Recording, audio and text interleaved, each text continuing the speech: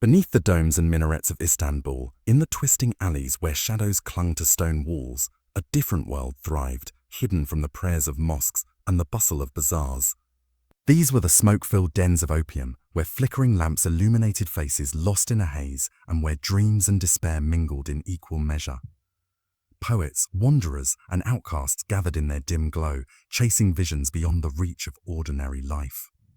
To step inside was to cross a threshold into a realm where reality blurred, empires faded, and the soul surrendered to the intoxicating embrace of smoke. The first thing you notice is the smoke. It curls thick and sweet, drifting lazily under low ceilings, clinging to carpets and blurring the edges of lantern light. Step into an Istanbul opium den of the late Ottoman world, and you feel as though you've crossed a threshold between waking and dream. Men recline on cushions, turbans tilted back, pipes pressed to their lips. Some mutter poetry, others sink into silence, and a few laugh at things unseen. The city outside, its mosques, its bazaars, its endless business, feels far away. Here, within these smoke-filled chambers, time slows, and the human soul seems to float. But behind this haze lay a history that was anything but serene. Istanbul's opium culture was not simply a matter of indulgence. It was a complex web of trade, medicine, ritual, and vice.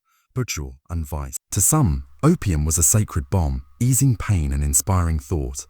To others it was a poison, one that dulled the empire's vigor and hollowed out its people. From the bustling docks where sacks of Anatolian poppies were unloaded, to the shadowy dens tucked deep within Ottoman neighborhoods, opium touched every level of society. The roots of Istanbul's opium fascination stretched back centuries. The poppy was native to Anatolia, its sap long valued for medicinal uses.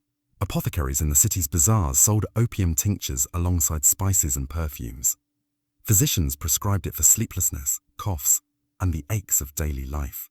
But what began as medicine slowly seeped into leisure, into habit, and into addiction. By the 17th and 18th centuries, Istanbul had already earned a reputation for its opium eaters and smokers, men of letters and laborers alike, who sought in its haze a temporary escape from the burdens of life under empire.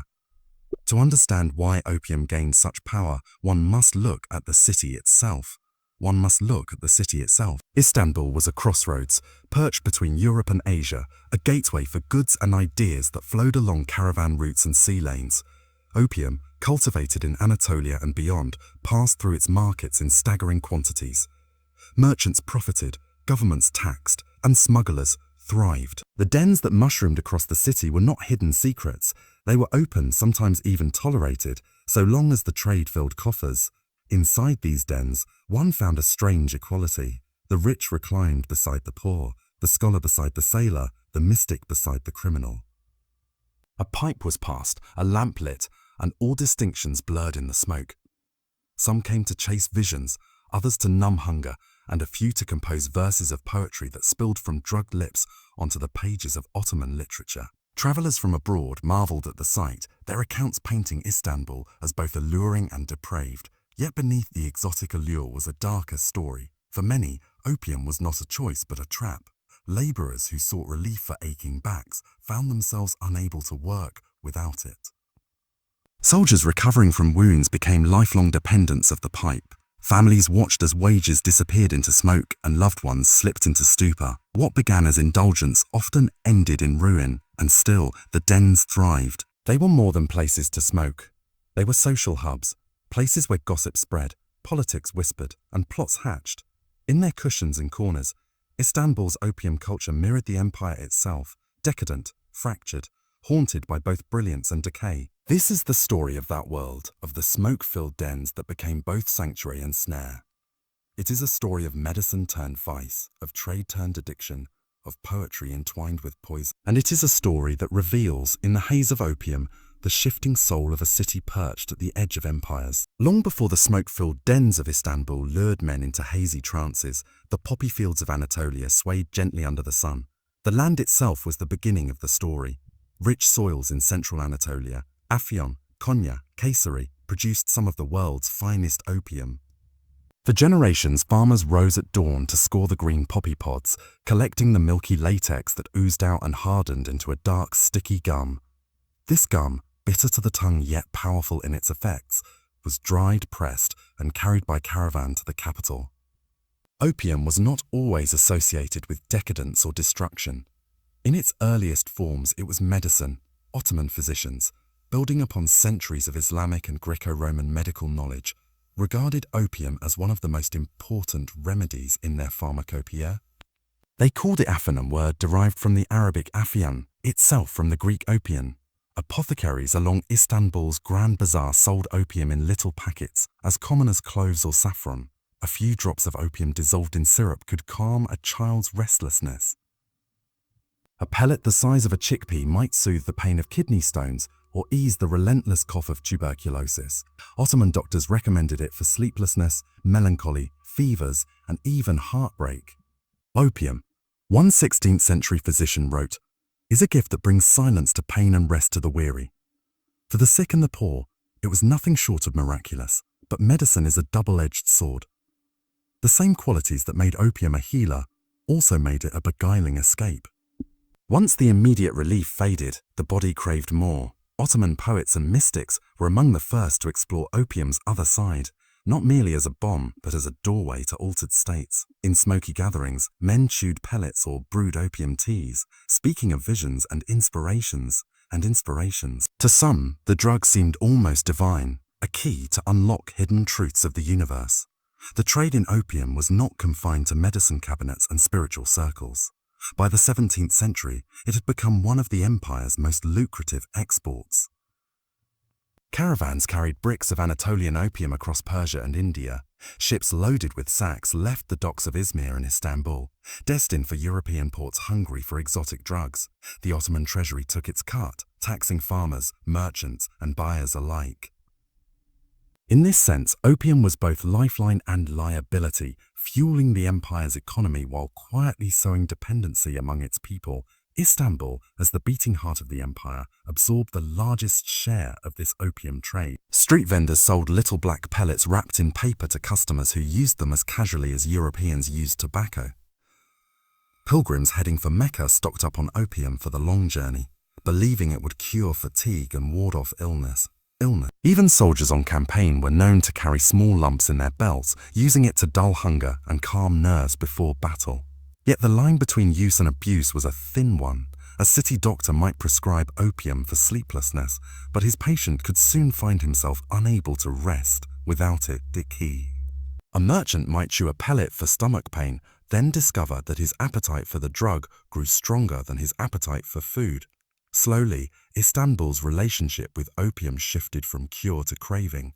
It was during this time that the first true opium dens appeared in the city. Unlike the open stores of the bazaars, these dens offered more than medicine. They promised an experience. Cushions, pipes, and lamps created an atmosphere of indulgence. Here, opium was not taken to heal but to dream, to forget, to float away from the burdens of daily life. What had once been the pride of Anatolia's fields was becoming the vice of the empire's capital. This transformation, from sacred medicine to seductive poison, was the foundation of Istanbul's opium culture. The poppy fields of Anatolia had given the empire both wealth and wonder, but in the streets and dens of the capital, those same fields were planting the seeds of dependency that would soon flourish into a smoky, intoxicating world of excess. Step through a narrow alley in Istanbul's old quarters, and you might find a wooden door with no sign above it, no mark to suggest what lay behind. Push it open, and you'd be met with a haze so thick it hung in the air like a curtain. Inside, the world seemed to slow. Lanterns glowed dimly through the smoke, their light bending and twisting with the shifting air. The scent of burning opium, a mixture of sweetness and bitterness, clung to every surface, saturating the walls, the cushions, even the garments of those who frequented the place. This was the opium den, a world within a world. Unlike the raucous taverns of Galata or the solemn coffeehouses of Bayezid, the den was neither loud nor public. It was private, secretive, cloaked in mystery. Patrons reclined on low divans or sat cross-legged on embroidered rugs, their bodies sprawled in languid comfort. In the center of the room, a brass tray held pipes and lamps, their flames carefully adjusted to keep the opium smoldering but never burning too fast. The pipe itself was an object of fascination, long and slender, often made of red or carved wood, with a small ceramic bowl at one end. A drop of dark resinous opium was placed on the bowl and heated until it released its smoke, which was then inhaled slowly, rhythmically. The first draw brought a warmth to the chest, a calmness to the mind. The second loosened the body, dissolving the boundaries between flesh and thought. By the third, the smoker was no longer fully present, floating instead in a world of half-dreams. The den was not only about the drug, it was about the people who gathered there. Merchants, tired after a day in the bustling bazaars, sought relief in its quiet corners. Artists and poets, restless souls searching for inspiration, came chasing visions that the smoke might bring. Even the occasional bureaucrat or soldier could be found here, abandoning the rigid order of their professions for the soft embrace of oblivion. Conversations drifted in and out like the smoke itself, sometimes whispers about politics or trade, sometimes recitations of poetry, sometimes nothing more than sighs. To outsiders, the den might have looked like a gathering of lost men wasting away in idleness. But for those inside, it was a sanctuary, a space where the weight of the city could be set aside, where time itself seemed to dissolve.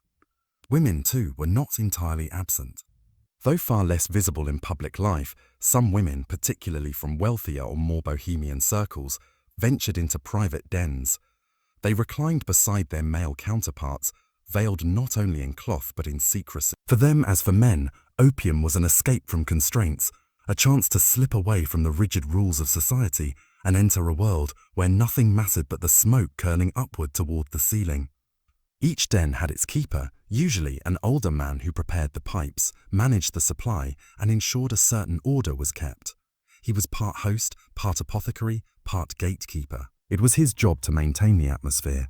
The right amount of smoke, the right balance of quiet and conversation, the right mood of ease. A good den keeper could make his establishment famous, drawing patrons from across the city. Yet, as alluring as the den was, it was also a trap. The same cushions that cradled a man in comfort also held him prisoner for hours, sometimes days. A merchant who entered to take a few draws might find himself unable to leave, sinking deeper into the haze as business slipped away. An artist searching for inspiration might discover that the visions came at the price of his health and his will. Slowly, the dens consumed their patrons, not with violence or spectacle, but with silence and smoke. In these spaces, Istanbul's opium culture took its most visible form. The dens were more than rooms filled with haze. They were theatres of escape, microcosms of a city grappling with wealth and decline, tradition and indulgence. Each puff of smoke told a story of relief, of surrender, of dreams bought at the price of reality. If the bazaars and palaces of Istanbul displayed the empire's wealth, then its cafes, salons, and opium dens revealed its soul. And in that soul, opium carved out a strange smoky corner, one that mingled art, literature, and intoxication into a single cultural current. By the 18th and 19th centuries, Istanbul had become a crossroads not just of trade but of ideas. Writers, poets, and painters from across the Ottoman Empire gathered in the capital to exchange verses, philosophies, and inspirations. Many of them flirted with opium, believing it unlocked visions that ordinary consciousness could not provide. For poets steeped in Ottoman literary tradition, opium was more than a narcotic, it was a metaphor. The divan poets of earlier centuries had long written of intoxication, sometimes with wine, sometimes with love, sometimes with mystical ecstasy.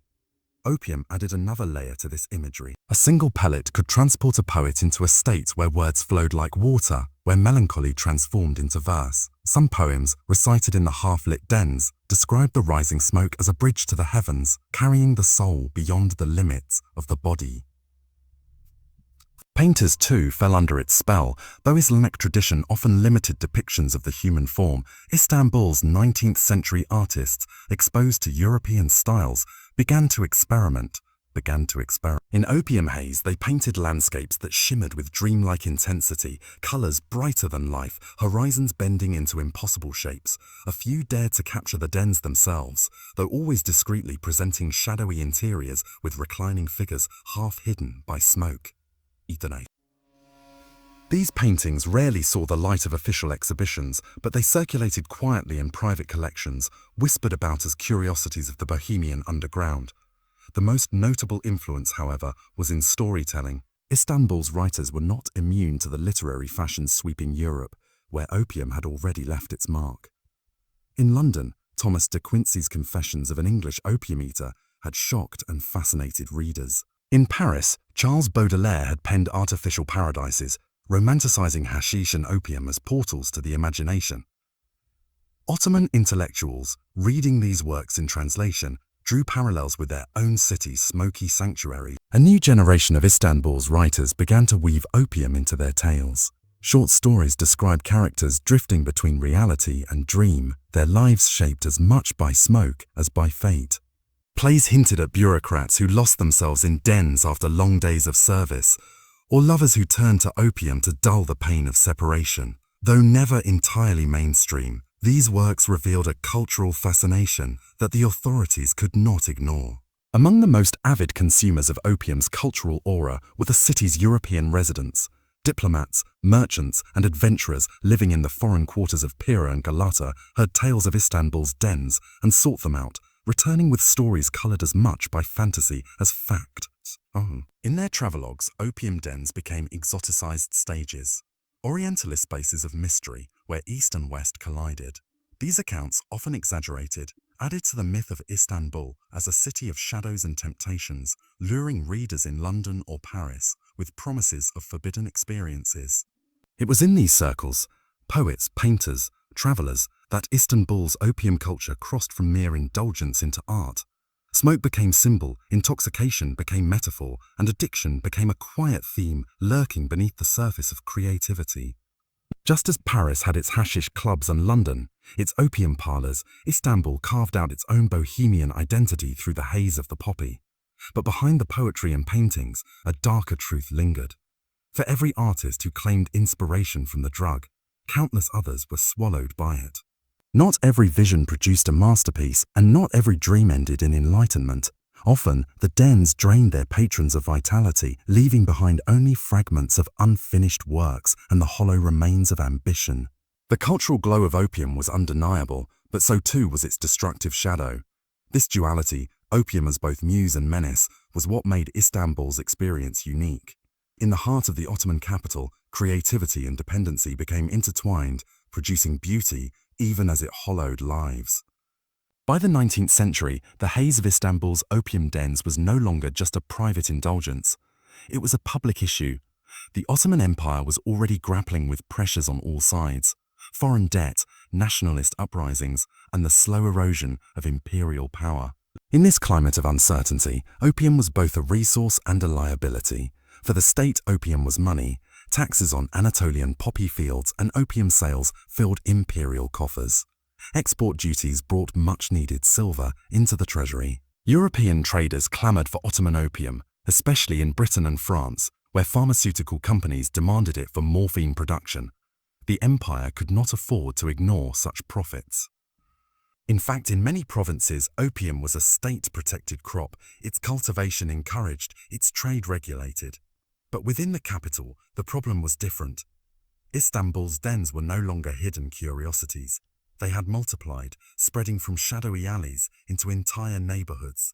Reform-minded officials, already struggling to modernize the empire along European lines, viewed them with alarm. To them, opium dens were symbols of decay, places where men abandoned responsibility, squandered wealth, and undermined the discipline of the Ottoman state. The Tanzimat reforms of the mid-19th century aimed to modernize law and order, and opium came under their gaze. Police raids occasionally struck at dens, dragging out dazed patrons and shuttering establishments. Yet enforcement was inconsistent. A den might be closed one week and quietly reopened the next, often with the tacit approval of local officials who collected bribes. The hypocrisy was glaring. While doctors prescribed opium freely and the state profited from its sale, addicts were scorned and den owners punished when it suited political image. Socially, too, opinions were divided. Among the conservative religious circles, opium was seen as a sinful indulgence, no different than alcohol, a violation of Islamic law. Preachers warned that the dens were gateways to moral ruin, places where men neglected prayer, family, and duty. Sermons denounced the smoke-filled rooms as traps laid by Satan himself, yet others defended opium as an ordinary part of life. To the working poor, a pellet of opium was cheaper than a night in a tavern and far more effective at dulling pain and hunger. To soldiers, it was a comfort in the chaos of war. To merchants, it was a way to endure long nights of trade and travel. To outlaw it entirely seemed, to many, both impractical and cruel. Caught in the middle were the reformers, often educated in Europe, who saw opium as an obstacle to modernization.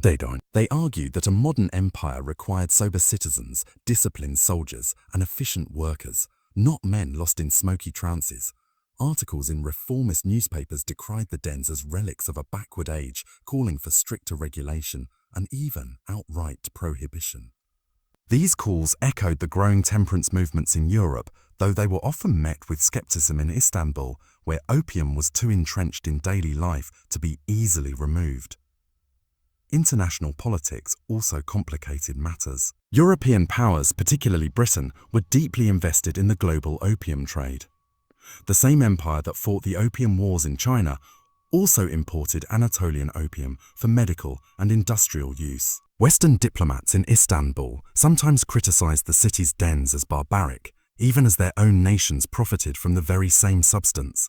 This hypocrisy was not lost on Ottoman officials, who bristled at foreign lectures while quietly negotiating trade deals. Thus, opium sat at the crossroads of power and weakness, morality and necessity. For the Ottoman state, it was an economic asset too valuable to discard. For reformers, it was a social ill too dangerous to ignore. For the people of Istanbul, it was both medicine and poison, comfort and curse. The tension only deepened as the 19th century turned into the 20th. As the empire weakened, the dens grew more entrenched, feeding off the anxieties of a population caught in decline. The more unstable the state became, the more alluring the smoke-filled rooms appeared, offering escape from a world unraveling outside. To the outsider, Istanbul was always a city of mystery. Europeans who stepped off steamships in the 19th century often described it in tones of awe, the domes and minarets shimmering in the morning light, the calls to prayer echoing over the Bosphorus, the smells of spice, smoke and sea salt mixing in the air. But beyond the mosques and markets, beyond the grand palaces and narrow alleys, there was another layer of the city, hidden, forbidden, intoxicating. For many foreign travelers, it was the opium dens that embodied this deeper, darker Istanbul. Travel writers, adventurers, and diplomats alike recorded their experiences with varying shades of fascination and horror. Some described their first encounter with the dens as though stepping into another world. The smoke, the silence, the languid bodies stretched across cushions, all of it seemed to belong to a dream rather than reality. For a Parisian or Londoner used to the bustle of cafes or taverns, the stillness of a den felt uncanny, as if time itself had been suspended. Many accounts exaggerated what they saw. To European eyes, the dens were not just places of indulgence, but symbols of the Orient's decadence. Writers painted them as shadowy caves where men wasted their lives in indolence, their wills dissolved in smoke. Travelogues described addicts with hollow eyes and trembling hands, comparing them to ghosts. Artists sketched dens filled with exotic carpets, brass lamps, and veiled women reclining beside opium pipes, images that owed more to imagination than to reality. These depictions fed directly into Orientalist fantasy. In Paris and London, readers devoured tales of Istanbul's dens, imagining them as sensual, dangerous places where East and West collided in a haze of forbidden pleasure. Illustrated magazines published engravings of opium smokers in fezzes, their expressions lost in trance. Painters back in Europe created lush scenes of imagined dens, dark interiors with golden drapery, mysterious women, and curling smoke that seemed to whisper secrets. Whether or not these images reflected Istanbul's reality hardly mattered. They sold an image of the Ottoman capital as a city of exotic temptation. Not all visitors, however, were content to remain spectators. Some tried the opium themselves. A few recorded their experiences in startling detail. First the bitterness on the tongue, then the wave of warmth, then the slow drift into hallucinations. One British traveller described reclining in a den near Galata and feeling as though the walls melted into clouds. It was, he wrote, as if I had stepped into the pages of a dream where neither pain nor memory could touch me. Yet others recoiled, describing nausea, dizziness, and unsettling visions. For them, opium was not a gateway to paradise but a descent into disorientation. These reports, too, found eager readers back home, reinforcing the sense that the dens were both alluring and dangerous, beautiful to imagine but perilous to touch. The foreign fascination with Istanbul's opium dens was not entirely harmless. By presenting the city as a place of weakness and decadence, European writers helped cement stereotypes that cast the Ottoman Empire as a declining power, incapable of discipline or progress. These narratives served colonial and political agendas, justifying Western dominance by portraying Eastern societies as trapped in vice. And yet, paradoxically, those same nations were among the biggest consumers of Ottoman opium. British companies imported Anatolian opium for morphine and pharmaceutical production. French apothecaries stocked it for their patients. Western armies used it to treat pain on the battlefield. The same people who condemned Istanbul's smokers relied on the empire's farmers to supply their own needs of outfinders. This hypocrisy did not go unnoticed in the Ottoman capital. Intellectuals and reformers bristled at the way Europeans romanticized or condemned the dens while profiting from the trade. In their view, the West's obsession with Istanbul's opium culture said less about the city itself and more about the fantasies and fears of outsiders looking in. By the end of the 19th century, Istanbul's reputation in the Western imagination was inextricably tied to the image of the opium den. Whether real or exaggerated, the smoke-filled rooms had become symbols of a city at the crossroads, between East and West, between reality and fantasy, between empire and decline. By the late 19th century, Istanbul's opium dens were no longer just a local curiosity. They were entangled in the larger web of global trade, diplomacy, and imperial ambition. What burned in a small pipe in the shadows of a back alley den was part of a chain stretching across continents, linking farmers in Anatolia, merchants in Bombay, smugglers in the Persian Gulf, and bankers in London. Opium had long been grown in the fertile soils of the Ottoman heartlands, particularly in Anatolia. For centuries, farmers cultivated poppies for medicinal use, selling their harvests to apothecaries and healers. But as global demand for opium surged, fueled by colonial powers and their commercial networks, the Ottoman crop became a valuable commodity. Foreign traders sought Anatolian opium not only for legitimate medicine, but also for the illicit markets of China and beyond. The empire, cash-strapped and pressured by debt, soon leaned heavily on the crop as a source of revenue. Taxes on opium became a pillar of the treasury, and Ottoman officials encouraged its cultivation, even as moralists warned of its dangers. For many rural farmers, opium poppies became the only crop that promised survival in an economy increasingly tied to global markets. In distant villages, peasants rarely thought of the smoke in Istanbul's dens. They only knew that the pale poppy petals meant food on the table.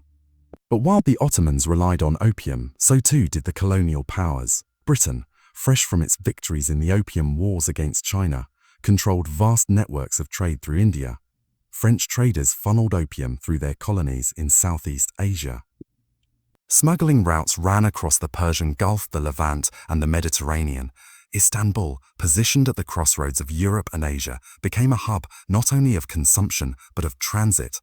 Caravans and ships carried the drug through the empire's ports, feeding both domestic demand and international trade. This entanglement drew Istanbul into the darker side of global politics. The empire's reliance on opium revenue made it vulnerable to foreign manipulation. European powers, already carving up Ottoman lands through diplomacy and debt, used control over trade as another lever of influence. Loans from European banks often came with quiet expectations that opium exports would continue flowing. In effect, the empire's dependency on the crop mirrored its political dependency on the West. At the same time, new international movements against opium began to emerge. By the early 20th century, reformers across the globe decried the drug's destructive effects.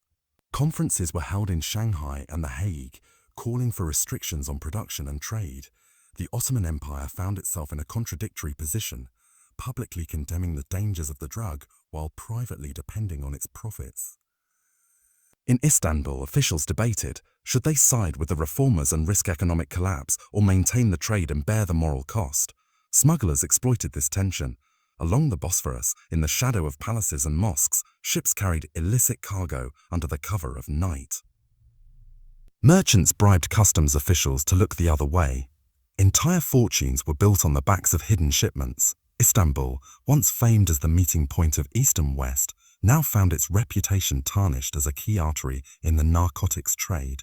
trade. For ordinary Istanbulites, these global entanglements often felt distant, yet the effects reached them all the same. The dens filled with cheaper opium imported through smuggling routes, local farmers pushed to grow poppies for export, sometimes went hungry when food crops were neglected. International politics filtered down into the daily lives of the empire's poorest citizens, turning distant treaties and conferences into realities of addiction, scarcity, and survival. By the eve of World War I, opium had become more than a drug in the Ottoman Empire. It was a symbol of the empire's place in the modern world, exploited, dependent, and caught between its own traditions and the pressures of global powers. The smoke curling from an Istanbul pipe was not just a haze of intoxication. It was the visible trace of global commerce, diplomacy, and imperial decline. By the early 20th century, the glow of Istanbul's opium dens was beginning to dim. What had once been a thriving subculture of smoke-filled rooms, eclectic patrons, and whispered poetry began to falter under the combined weight of law, war, and modernization. The world outside the dens was changing fast, and Istanbul could not remain untouched. One of the first blows came from international pressure. As opium reform movements gained strength across the globe, the Ottoman Empire found itself under scrutiny. Western nations, once eager buyers and smugglers of the drug, now sought to distance themselves from its reputation. International conferences, led by powers such as the United States and Britain, called for stricter regulation and bans on non-medical opium use. The Ottomans, heavily indebted to European banks and desperate to maintain diplomatic favor, reluctantly agreed to begin restricting the very trade that had sustained their economy. In Istanbul, new laws were passed to regulate the dens. Licenses were revoked, raids were carried out, and officials proclaimed their determination to rid the capital of the opium haze. But like many reform efforts, these measures only half succeeded. Some dens closed, their owners forced into bankruptcy. Others simply went underground, hidden behind unmarked doors in labyrinthine alleyways, operating in whispers rather than song. Then came the catastrophe of World War I. The empire, drawn into the conflict, saw its cities transformed by deprivation, military mobilization, and political turmoil. The opium trade, once a profitable venture, was disrupted by blockades and the collapse of trade routes. Supplies dwindled, prices soared, and the dens that survived became places of desperation rather than leisure. Addiction, once wrapped in the glamour of poetry and exotic ritual, turned into a grim escape for soldiers returning from the front, wounded in body and spirit. The war accelerated the decline of the Ottoman Empire itself, and with it, the culture of indulgence that had once defined Istanbul's bohemian quarters. As the empire gave way to the Turkish Republic in 1923, a new spirit of nationalism and modernization swept through the city. Mustafa Kemal Atatürk's reforms sought to pull the new nation into the modern world, leaving behind what was seen as the decadent habits of a decaying past. In this new Turkey, opium had no place as a social indulgence. Though the poppy continued to be cultivated under government control for medicinal and pharmaceutical purposes, the smoky dens of old Istanbul were steadily eradicated. The authorities shut down what remained of the establishments, and public discourse reframed them as symbols of weakness, moral decline, and foreign corruption. To be associated with the dens was to be tied to an old order the Republic was determined to erase, yet memory lingered. Writers and artists of the 1920s and 1930s recalled the dens with a mixture of nostalgia and disdain. Some painted them as romantic hideaways where creativity had once flourished, while others portrayed them as traps that destroyed lives. In their works, the dens became both myth and cautionary tale, remnants of a city that was rapidly remaking itself into a modern metropolis. For the city's poor, however, the end of the dens did not mean the end of addiction. The underground trade persisted in quieter, more dangerous forms. Without the open social spaces of the old dens, users found themselves isolated, hidden, and increasingly vulnerable. What had once been a communal, if controversial, practice was pushed into the shadows where its dangers grew unseen. By the mid-20th century, the Istanbul of smoke-filled opium salons, where poets mused and sailors dreamed, was gone. Its remnants survived only in scattered stories, in fragments of literature, and in the half-remembered whispers of an older generation.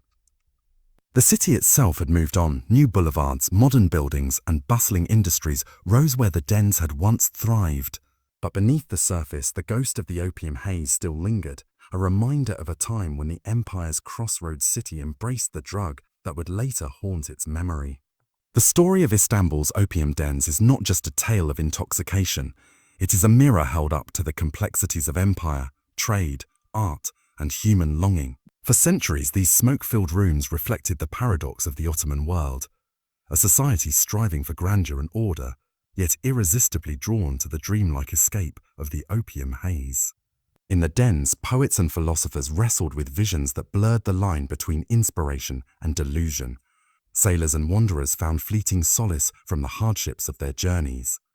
Merchants and aristocrats sought luxury in the curling smoke, while the poor inhaled the same vapors out of desperation.